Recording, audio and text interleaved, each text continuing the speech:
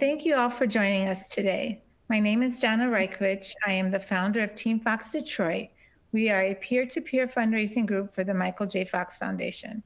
I was diagnosed with Parkinson's disease in 2012. I had my first deep brain stimulation surgery in 2020, and it revised in 2023. It's great to be here with you and our panelists. Today, we are going to be talking about the deep brain stimulation journey, the decision-making around whether or not and when to get it, the procedure, the recovery, and the life with the device. Before we get started with our main discussion, here are some housekeeping notes. If you have a question, please type it in the Q&A box near the middle of your screen. The foundation staff and our panelists will get to as many as we can. There isn't a general chat, so your questions will not appear for everyone else to see. And if you want other helpful information, check out the resource list on your screen. In the Take Action box, you will find a link to the newly expanded DBS guide, in which you'll find even more content about the DBS journey. By participating in this webinar, you are among the first to gain access to this free educational guide. To add captions in English, please click the CC button on the bottom right of your media player on your screen. And lastly, like all of our webinars, this session will be recorded and available to watch on demand. The on-demand version has captions available in a few different languages. So we have a lot to discuss, so let's get started. Let me first introduce our panelists. First, we have Ned Newhouse. Ned was diagnosed with Parkinson's in 2013. He had deep brain stimulation, or DBS, in 2022.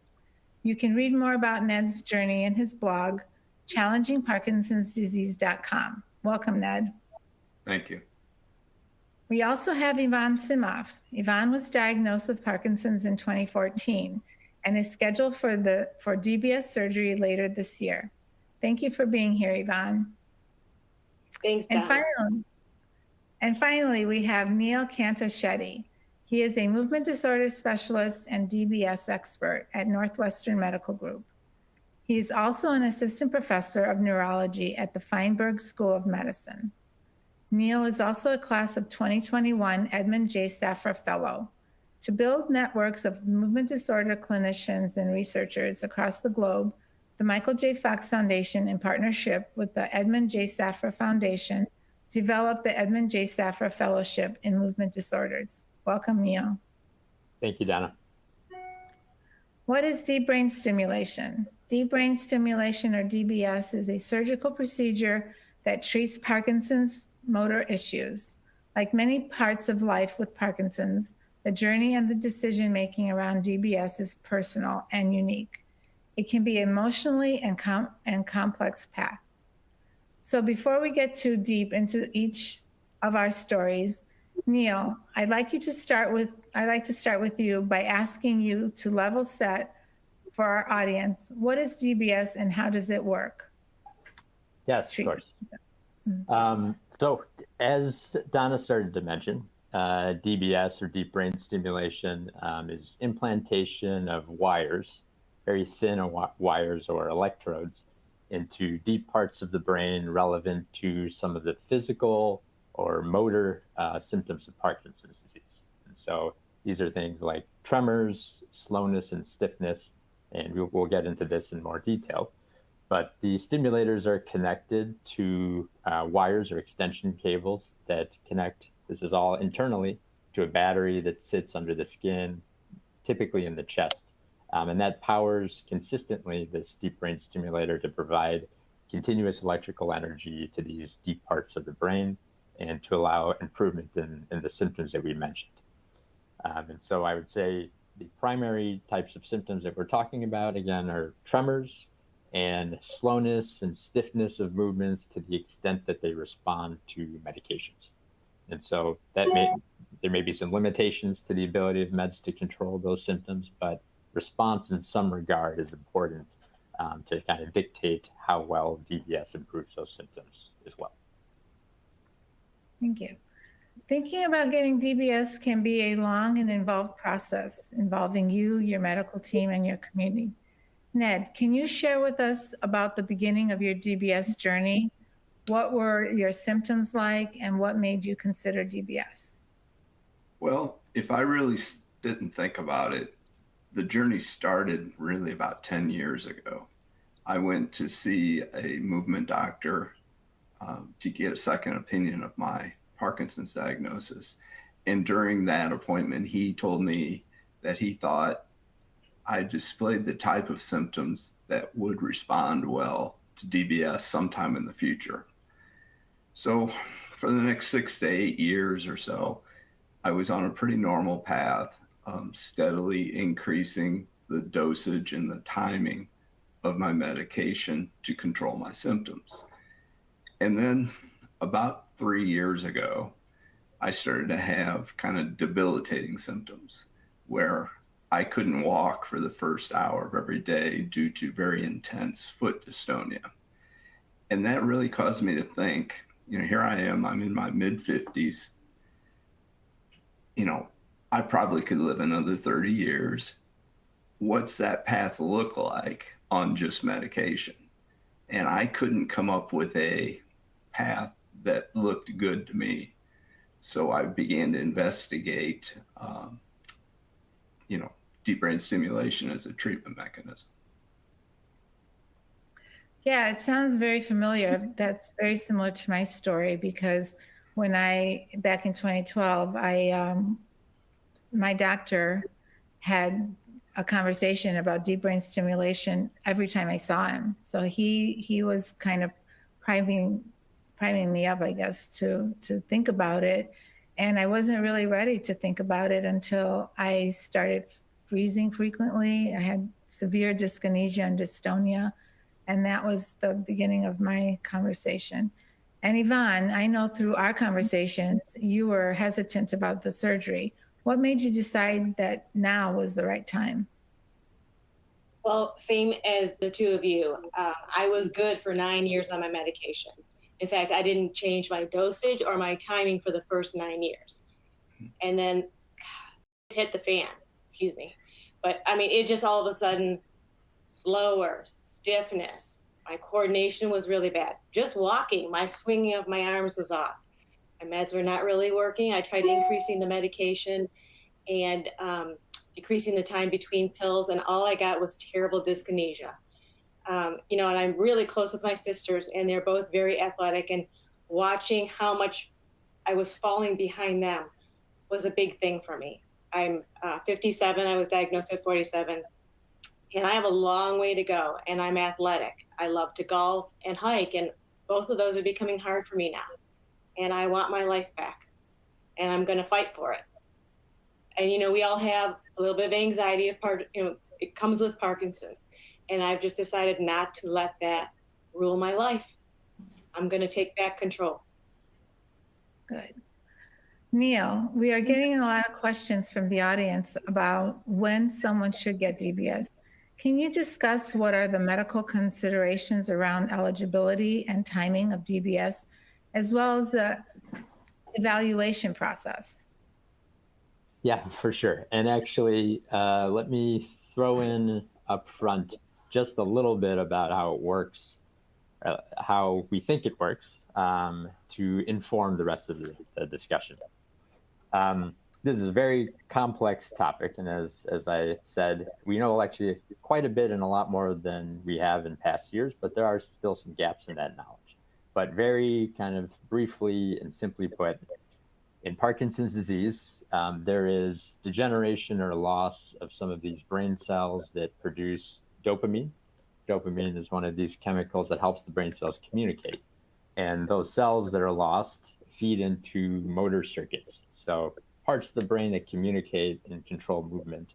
Again, this is a part of Parkinson's disease, but an important part and a major one that informs the rest of this DBS discussion.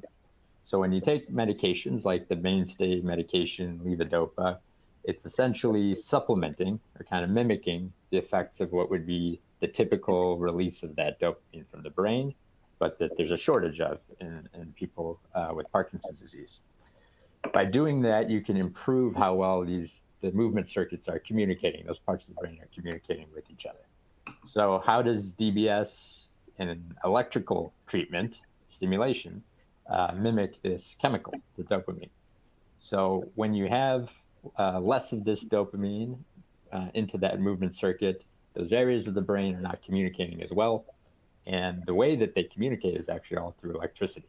So what actually happens in that circuit is that the different parts of this movement circuit, they become too synchronized, that they're firing together when they shouldn't, and they're not communicating in the normal way. So medication, levodopa, just like the normal brain chemistry, can improve and normalize some of that communication. And DBS, which is an electrical therapy, it essentially gives this high frequency of activity that stops that abnormal activity from going from one place to another. It settles it down and allows some of that normal communication in the brain to kind of take place again. So we can see that it's a symptom treatment. The electrical stimulation isn't protecting the brain cells. It isn't slowing down the progression of the disease. But similar to medication, it's a treatment for symptoms, but it's a powerful tool. And there's some applications when the meds can fall short. And so coming into what are some of the medical indications for this. So tremor is a big one. So tremor is one of these that can respond to deep brain stimulation even when the meds don't help. So whether or not the medication helps tremor tends to be very responsive to deep brain stimulation. The other types of symptoms that respond do require some amount of levodopa response as well. And you'll see that all of these are physical or motor symptoms. So that's an important concept too. So stiffness, slowness of movements of the arms and the legs, if they respond, even if it's for a short period of time, you take your medication and it lasts just an hour or less, that can predict how much those movements, that stiffness, responds to DBS as well. But because DBS is a continuous electrical stimulation, you can get more even response. So whereas you take a medication, that dose sort of peaks up and it wears off, and same thing happens again and again, or it's somewhat erratic the way it's absorbed. With deep brain stimulation, you have this continuous amount of electrical stimulation, so it can smooth out some of that off time or some of that wearing off. And it can allow you to reduce meds to some degree, so it can prevent some of these highs where the meds are getting too high, causing dyskinesia. So tremor, whether or not it responds to meds, the people that have these wearing off effects of their motor symptoms, those are called fluctuations or motor fluctuations, and then dyskinesias, which is essentially, in most cases, when there's too much meds, and that can be difficult. That balance of enough versus too much can be difficult. So DBS can help kind of open that window up a little bit more and provide more flexibility. An offshoot of that last one, maybe, someone may not have dyskinesias, but they may have some other side effects of meds that limit how much we can use and optimize for their symptoms. So those are the primary reasons to go into it. And, when you're thinking about this, the different factors that are important too are, someone's general health. You have to be healthy enough to undergo a surgery and, anesthesia. Obviously, your team will help, decide with you about some of those risks and benefits. Age is not a strict cutoff. In the past, when DBS was sort of first taking hold, age 70 used to be considered that cutoff, and we've studied it more and have had much more experience with it, and that certainly is not the cutoff now. I would say, very generally speaking, as someone is approaching 80 or getting past 80, at least the risks go up. So it's still not a hard cutoff, but the age is a factor there. And then kind of the last big thing to think about too is with cognition, thinking and memory. If someone has a fair amount of cognitive difficulties, this can put the risk of the surgery a little bit higher too. And so some difficulties may not, be a reason why we can't do it. And as more time goes on with Parkinson's, it's common to have at least some of these issues, but significant or severe amount of the cognitive issues may put a little higher risk. So when all of those factors kind of align and somebody is being bothered by their tremors or these motor fluctuations or dyskinesias, attempts have been made to optimize the meds, but we're falling short, this may be a time where DBS might apply. Thank you. Yeah. So we talked a little bit about that, and so your symptoms that Ned, you went and presented to your doctor, and you decided it's time for me to have the DBS conversation. What was the evaluation process like for you? The evaluation process, I'd been having conversations for a couple of years. Then once that I had decided it was time and my doctor agreed, I went through what I call the on-off test. So you go into your doctor's office off medication, and they make you do this and that, and all the things we all know and love. And they go through and evaluate you on the UPDRS scale, and then administer levodopa and wait for it to turn on. So it's a great opportunity to talk to your doctor about more specifics of the surgery. And then once you're on, you go through the same evaluation again.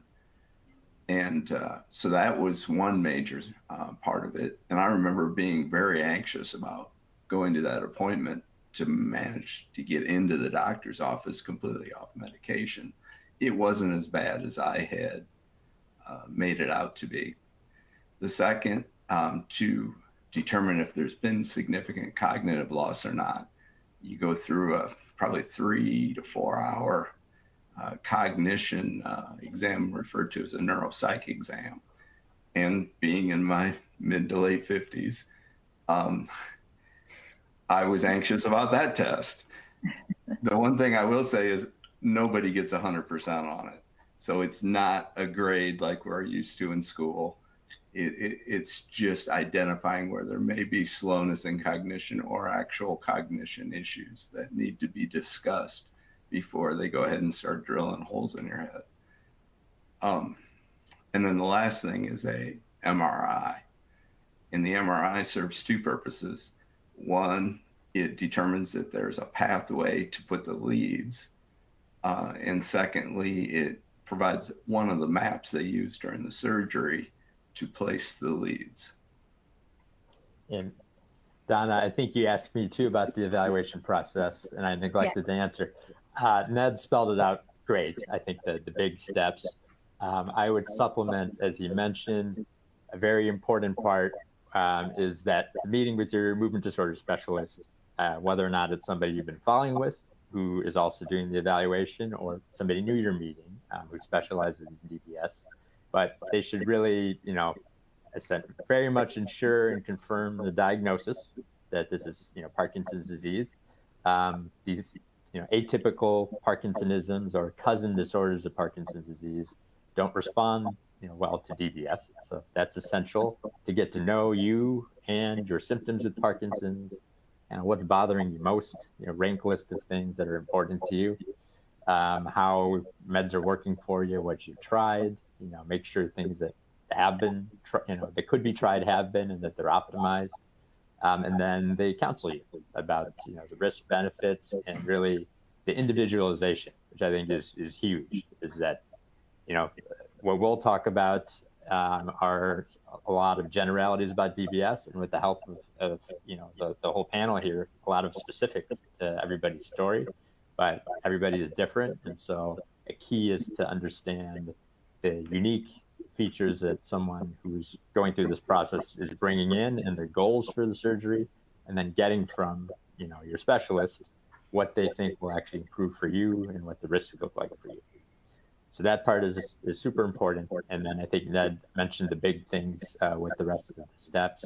I would add that you'll meet the neurosurgeon as well, during that process to also provide more information about, what the surgery looks like and an additional chance for counseling. Great. Yeah. When I went through my evaluation, I went through it twice for my first surgery and then my second surgery. So the second surgery was a whole different gamma of questions. They were wondering where the leads, were they placed in the right place? Were they, moving forward, if we move the leads, is it going to help the symptoms, not help the symptoms? So those, having this gone through it twice, you have different sets of questions.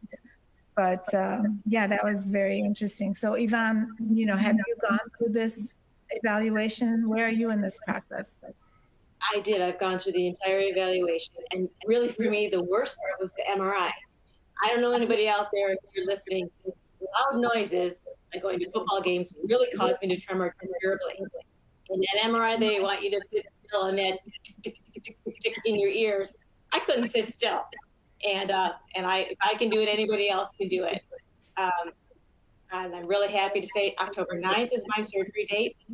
And I passed everything. I was worried also, Ned, was I going to pass the psychological part? But it wasn't actually that bad. And you just take it step by step, and anybody can do it. So going to you, Ned, how did you choose your medical team? Well, I started out actually looking across the country to try and determine where good specialists were, experienced teams. But as I was researching that, I was also researching the implications for my insurance. And it became quickly apparent that I needed to narrow my scope because if I was out of network for my personal plan, it meant that there was no cap on what my financial liability could be. So that forced me to look a little more locally, but I found a great team with great experience within my network. Great, yeah. And Yvonne, how did you select your medical team?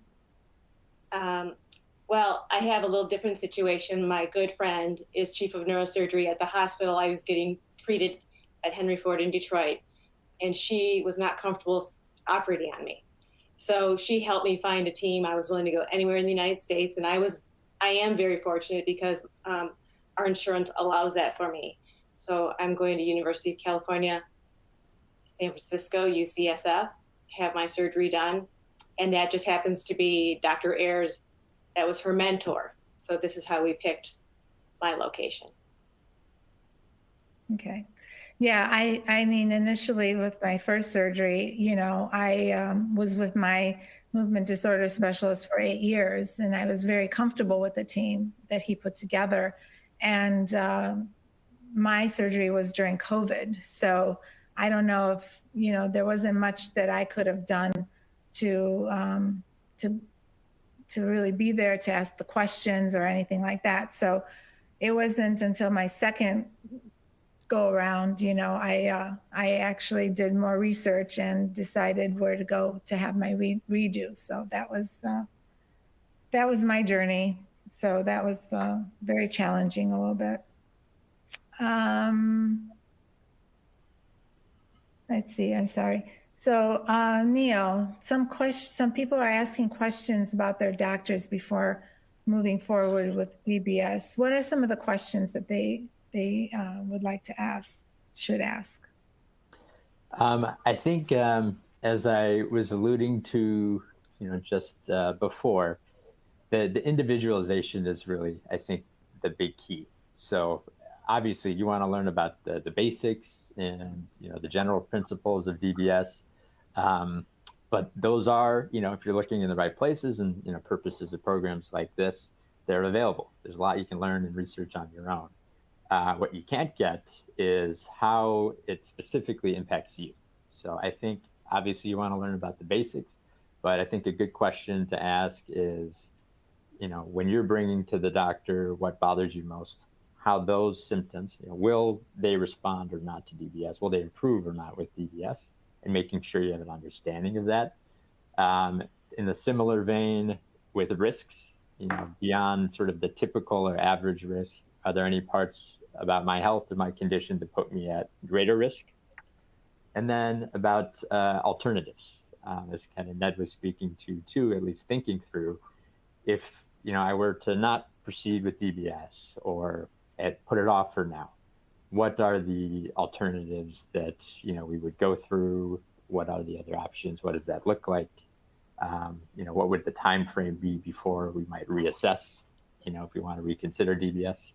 So individualizing those very simple things, benefits, risks, and then what alternatives look like. There's been many disparities about access to DBS, and one of them is access to a medical team that does DBS. What are some of the other barriers that people face in having DBS? So, unfortunately, a lot of the same disparities that exist throughout a lot of healthcare and access to resources are the case as well with access to DBS.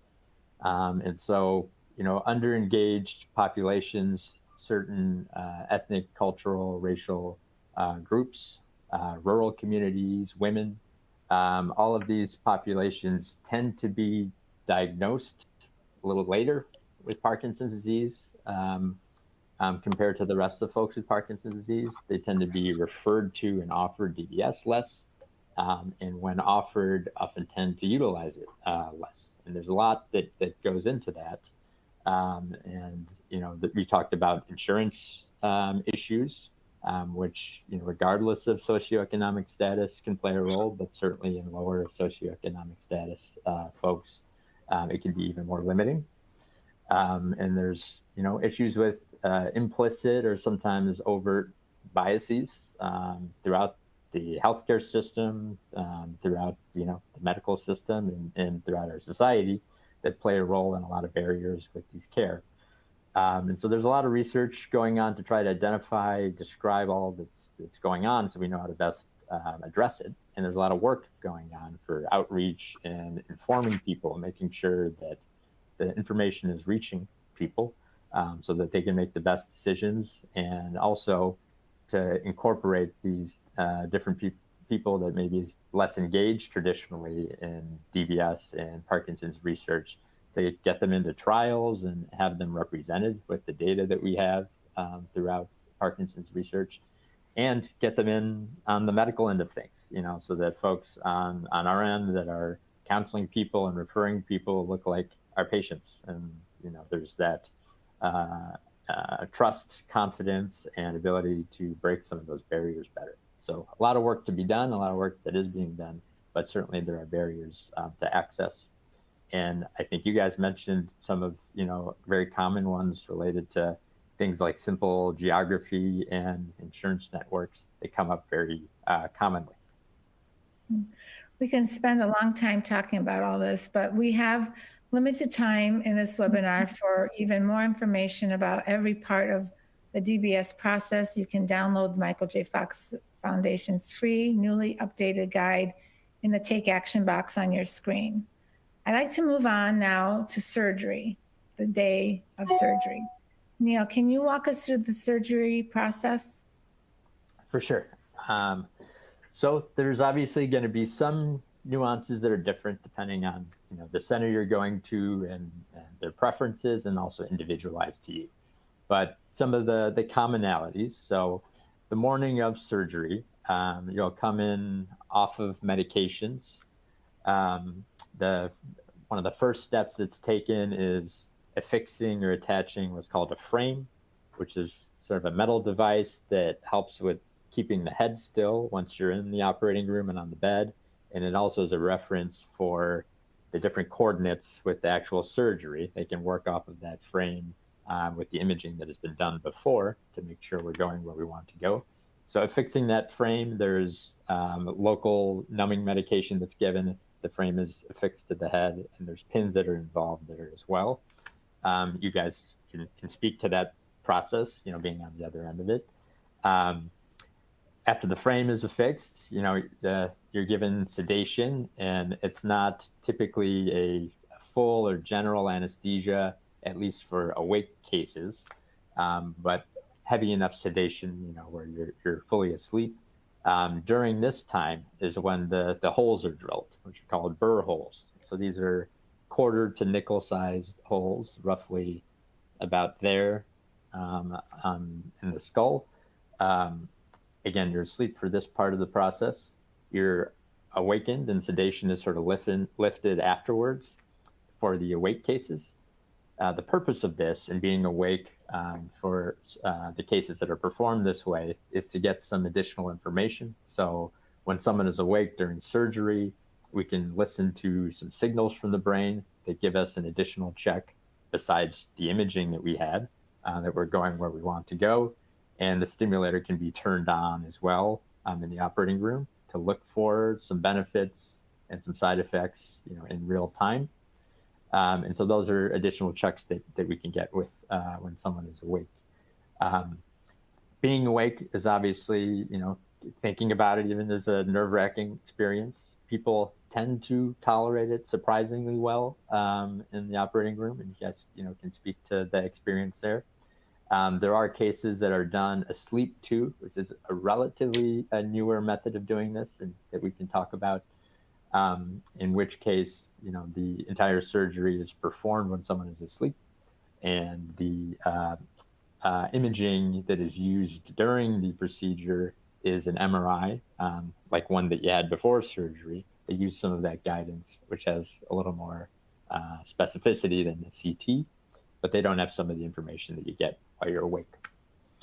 Coming back to, let's say, our awake procedure. After the electrode is placed and it's tested, you're allowed to go back to sleep. And then if you're going to have the battery placed the same day, which sometimes is the case, sometimes not, that will be done while you're asleep. The battery is essentially connected. This is all internally. The wire is tunneled internally under the skin, and an incision is made if the battery is placed in the chest, on the chest. Battery is suited into the under the skin in the chest, connected to the wire there. Then you wake up in the recovery room, and typically it's an overnight stay in the hospital for observation before you go home. Great, thank you. I know that I've had 2 surgeries, and we have a couple of questions about my revision.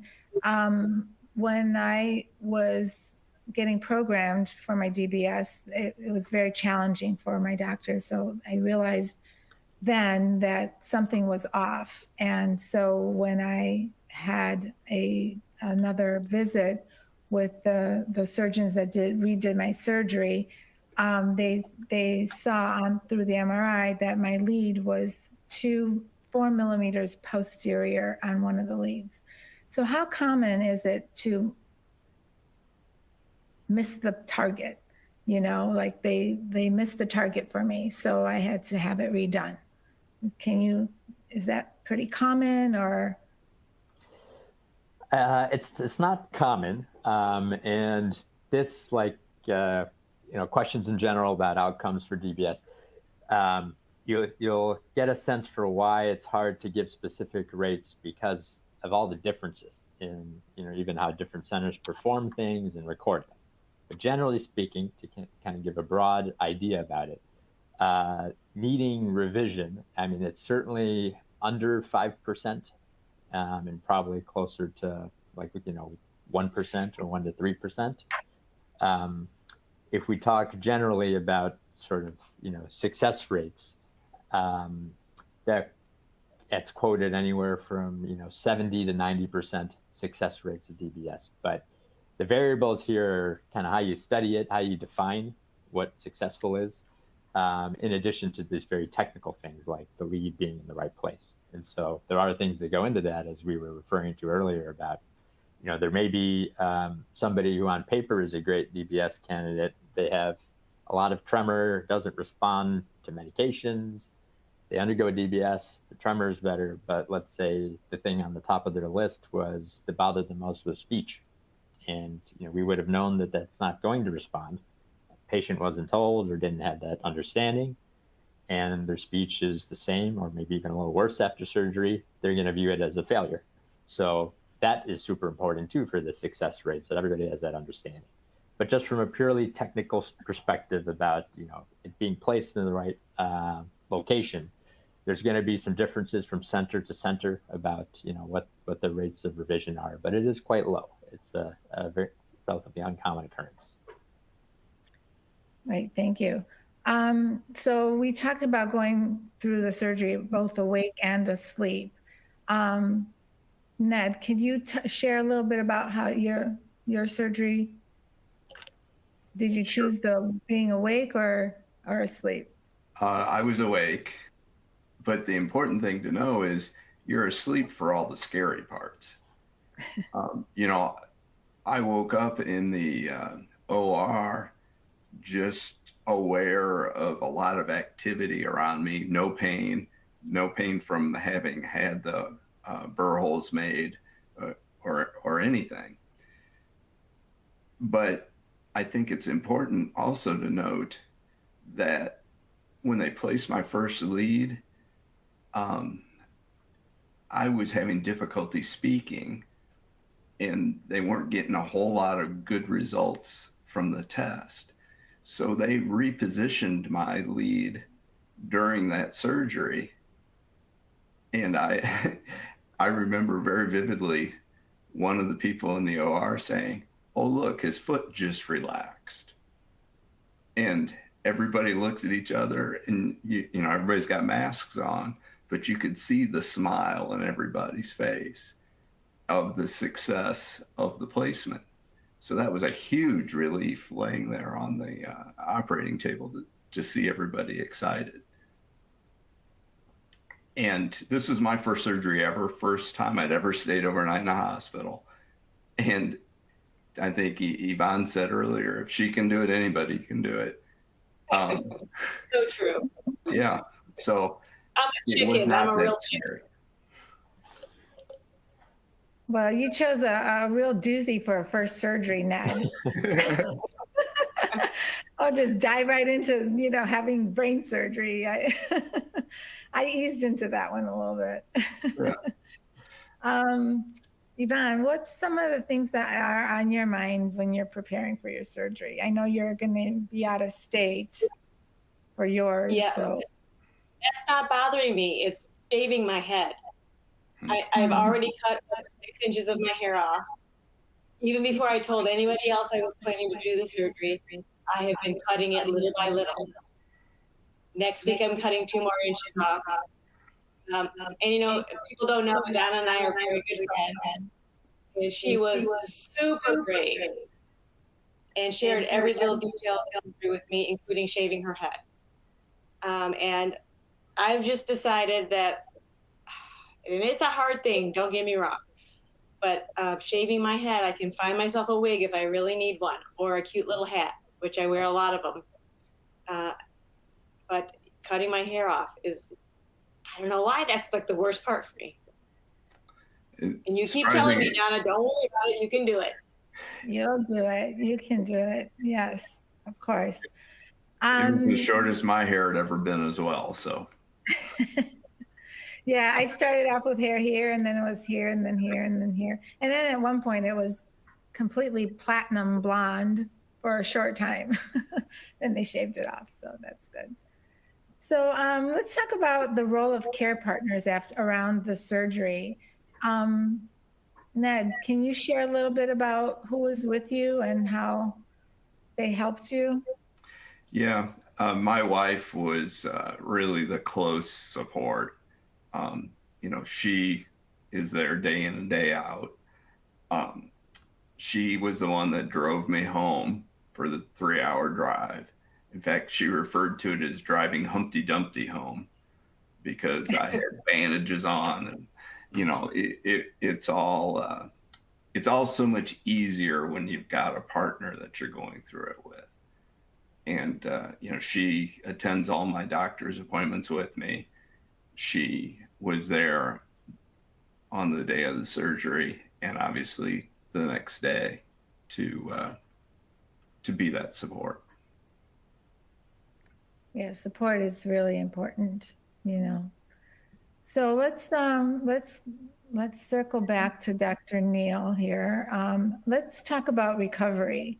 You know, how is the recovery for someone after DBS? I know for me, the first time when I had my surgery, I was asleep, and when I woke up, I woke up in the hospital room during COVID, of course, and nobody was around me. So it was a little scary and lonely at that time. But what is the recovery like after you have DBS?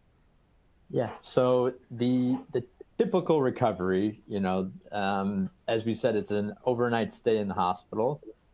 And when you go home, you certainly want to plan to take things easy, a week, couple weeks, and don't, fill your schedule up, don't have obligations, plan to take it easy. You may need a few days and be feeling okay, even after that, but I think it's better to plan for, some difficulties and then be, happy when things go smoothly. But during that time, in the typical scenarios, you may be feeling groggy, a little bit foggy, undergoing surgery, even if it isn't brain surgery. With Parkinson's, the recovery is a little slower. So your mobility and some of your Parkinson's symptoms may be a little worse during that time. There is a portion of people who get some transient benefit just from the surgery itself, just placing the electrode, which sometimes we refer to as this honeymoon effect. If you don't get it, it's not a bad sign. If you do get it, though, it tells us a little bit of information that, that's maybe a further confirmation that it's in the right place. But again, not everybody gets it, and that's not a red flag. But if you have that, you actually may be feeling a little bit better right after surgery. Tremors may be better, or stiffness, slowness. You potentially, if you have that, you may even have a little bit worsening of dyskinesia, though. And so there may need to be some reduction of meds. If you don't have the honeymoon effect, typically we're staying on, the same meds during that time and just giving yourself a little bit of time to work through things.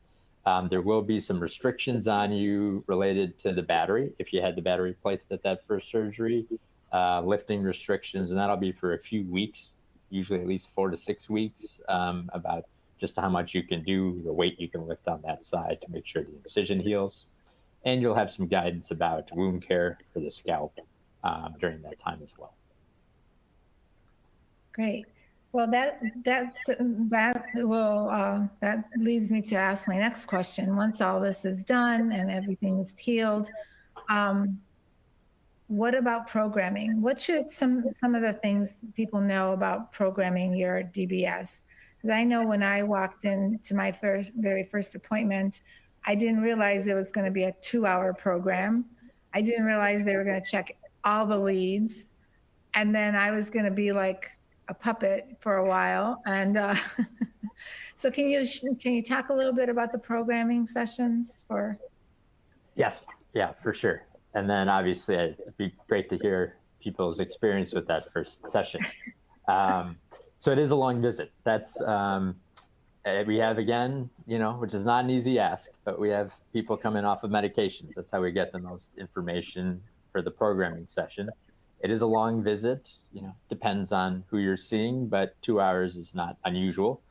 And essentially you come in off of medications, we turn the stimulator on, and just as Donna said, we kind of look at all of the different areas on the electrode and some different configurations of the programs, and we get information about where you seem to be getting the most benefit from, if there are any stimulation related side effects that people have. We try to find out that information too, so we know what our limits are or where to avoid.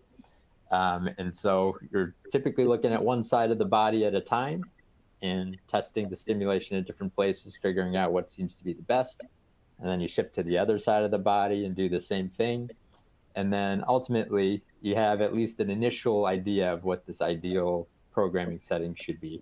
And it sometimes can be somewhat dramatic of a visit, where, people can come in with a lot of tremor or a lot of difficulties with their mobility. And when that programming is, coming to completion at the end of the visit, they feel significantly better in their movement. It's a taxing visit, so you may feel quite, fatigued after all of that, but that they're moving better. But a key here is that you can't just turn the stimulation all the way up from the get-go. So you find a lot of that information out, and then you sort of have to bring it back down to a reasonable place for the person to leave the visit. That's because the brain needs some time to get used to the stimulation, and because there's a balancing act in the subsequent months about meds and stimulation. So, as we said, the stimulation allows us to reduce meds to some degree. And over the next few months, you're kind of slowly coming up on the stimulation, down on meds, and finding out where that is. So that's another reason why you can't just turn it up, because we can't just drop the meds, significantly all at once. It has to be sort of titrated. Yeah, I think I was a little bit naive when we did the programming initially. I thought, you'd get programmed in the beginning and then you would be fine. It's like a little bit of a confusion. So for me, it took about 2 years in the first time, and they couldn't program me at all. And then the second go around, I'm still in the programming process, which will be a year this October. And I'm still taking medication, because the dopamine is not being produced in my brain. So that's just really, and then Ned, talk about you're not on any medication. Is that? I'm very fortunate. And, the combination of my symptoms, placement of the leads, and the programming has worked very, very well for me.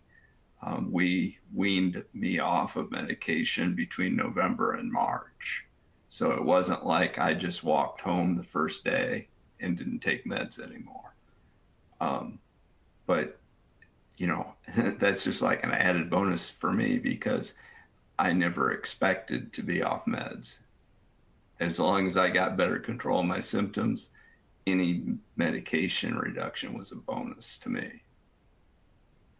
Yeah. Yes. Sorry. Oh, Neil is off screen.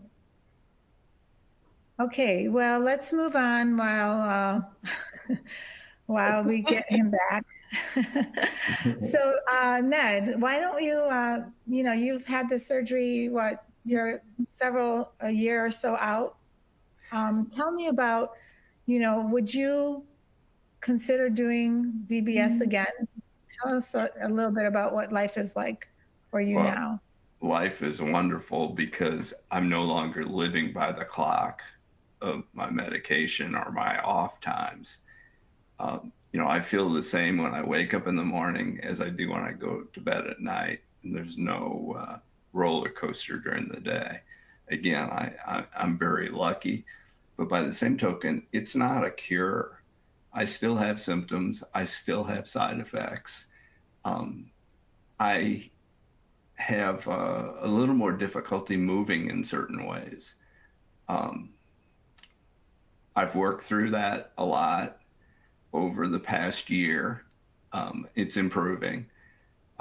But, I wouldn't trade it for anything right now. It's just, I think it's important to understand that you will still have Parkinson's after you have DBS. Ned, what's the best thing that's happened to you from DBS? If you say the number one thing. The number one thing, I have not had a single episode of foot dystonia since November 2nd, 2022. That's what It was daily. It was debilitating before. Yeah. As Ned was, alluding to, there's a lot of uncertainty, and there's so many individual differences. And a really important thing is the expectations, off the bat, because even in the best case scenarios, as Ned said, it's not a cure, and being able to wean off of meds is actually pretty uncommon, weaning off altogether. On average, we can reduce them, but, weaning off is uncommon. So it's a process. And during that process, there'll be some ups and downs. The general trend is that there should be some, improvement, and the programming period on average is somewhere like 6 months or 9 months. Maybe you're coming into the office every couple of months or so, every 3 months, and, making some tweaks. And you will actually have the ability, if that's what's the instruction of your team, to make some increases or small tweaks in between visits with your stimulation. But there are cases, if things are more challenging, the response is not as good, where it can be more prolonged, as Donna is speaking to, as, people are trying to make more changes as time goes on. But even in the average kind of, best case scenarios, it's not, one and done type of programming. There's a bit of a process there. Yeah. So can we talk a little bit about limitations? You have this device and you have to now change your whole purse size to carry a little transmitter and communicator and all that.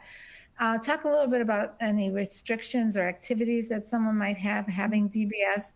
I, for one, am not an adventurous person, so I'm not going to do any crazy sports or anything. So I'm very, very calm and comfortable with the limited of exercises that I do. But are there any limitations that someone needs to worry about with the DBS? Yeah, so as you mentioned, contact sports would be one that you want to be careful with. Essentially, impact on the battery, the head, or any rapid movements of the head and neck are things that we want to avoid. So contact sports, but also things like roller coasters, or if you're bungee jumping, these more extreme sorts of activities. The more day-to-day things that tend to come up too are, like massage, that we have to avoid direct pressure on, where the wires are and those components of the battery. For medical procedures, it's something you have to keep in mind now that, you have the device. And so these days you can undergo most procedures still without, any major issues, but the teams all need to be aware, and there may be some special precautions that have to be taken because of your battery. Same goes with MRI imaging. Currently, with all of the current devices, there is ability to have MRIs if in the typical scenarios, but precautions need to be taken with that, with MRIs. And then travel and going through security and at a concert, or metal detectors. You have hardware that has metal components, so going through metal detectors, it would set them off. So it's something you need to be aware of to inform people that you have a device. Through airport security, that they do a manual pat down and check, as opposed to the scanners and the wands. So there are things that for a lot of people may not come up every day or all that often, but depending on your lifestyle, it may be more or less. Thank you. The Michael J. Fox Foundation has recently updated its deep brain stimulation guide, including the commentary from many people who have considered or undergone DBS, as well as several experts in the field and care partners. By joining this webinar today, you are among the first people to access it. You can click the Take Action box in the bottom right of your screen and to download the free copy, expanded guide. It's full of answers to many of your questions, and you may have, and also contains several checklists of things you might think about as you consider whether or not to do DBS.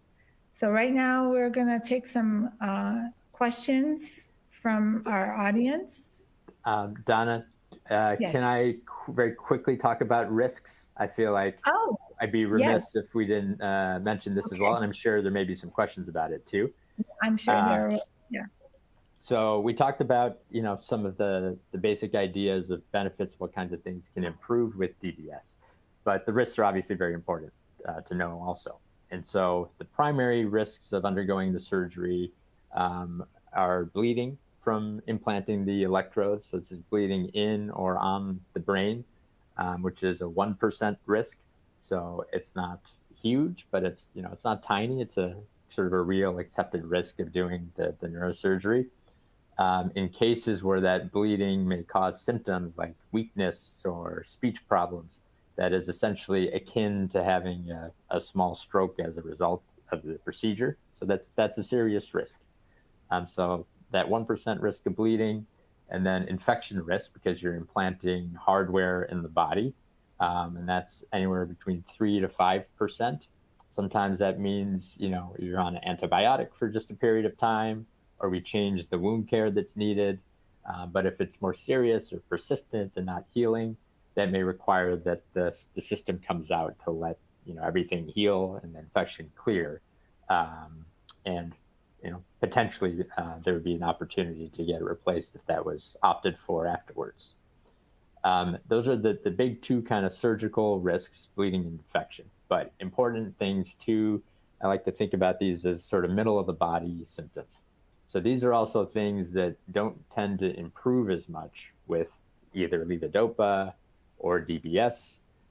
And as time goes on with Parkinson's, these are also features that people may have more difficulties with. So middle of the body, meaning thinking and memory, speech, and then certain types of balance issues or freezing.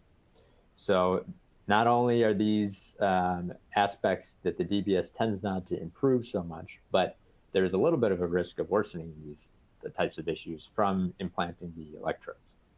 There's a lot of ranges about how often these are quoted, and it's hard to study to separate, is it just the disease? Is it the surgery? Is it the programming? Generally, we think this may be about 5% or 5 to 10 on high estimates for that whole group, that people may have, issues with some worsening of their cognition, speech, or the balance after the surgery, from the surgery itself. The neuropsych testing that we mentioned, that helps stratify some of that risk to see if it's higher or lower for an individual's cognition of getting worse from the surgery. And if you're going into the surgery with a lot of speech issues or a lot of balance problems already, that may also mean you're at sort of the higher end of that estimate for it potentially getting worse from the surgery. So the gait and the balance, and we can talk about more with the Q&A, but that's a tricky one. And again, there's some risk that everybody faces of it potentially getting worse from the surgery. Thank you. Opening up to the question, we have one question that came in about building a support team, especially if you don't have a dedicated care partner. Any thoughts on that? I'll open that up to Ned. You can. Not the best place because I have a dedicated care partner, but I did rely on people like you, Donna. We talked before I had my surgery because you had gone through it. People through the Team Fox area, Michael J. Fox Foundation. There is the buddy network within Team Fox to reach out, so you can build some people to be part of your support network. They just probably won't be there with you on the day of the surgery. Yeah, the buddy network is amazing. People have reached out to me through the buddy network and through Team Fox Detroit. So it's good to network that way and help each other. I'm sorry, Yvonne. Through Team Fox Detroit, we have about 5 or 6 women who are young onset Parkinson's, and we talk regularly. We have a group chat. We try to get together for lunch every now and then just to meet, to talk out some of these problems that sometimes it's just nice. I mean, we have care partners. Sometimes you don't want to wear them out with these questions. Sometimes it's just nice to talk to somebody else. And I know Donna and I have talked to, how many people have we talked to, strangers that people have given our phone numbers out and they call and just say, I just need to talk to somebody. Just somebody who knows what we're going through. So if there is a buddy network or even a local support buddy there, but keep trying to find somebody. Yeah. There's still a lot of questions around the medication after surgery. Can you talk a little bit more about that, Neil? Yeah. I will say, on average, we're typically able to reduce meds by about half.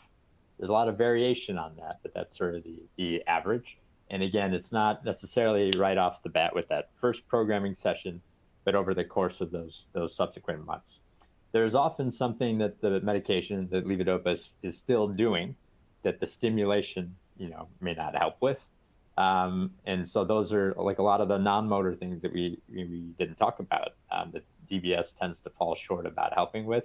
You may rely on the meds for control of some of those symptoms, but even for the motor symptoms, the combination of meds and stim may provide a good, better mesh to give you more even control.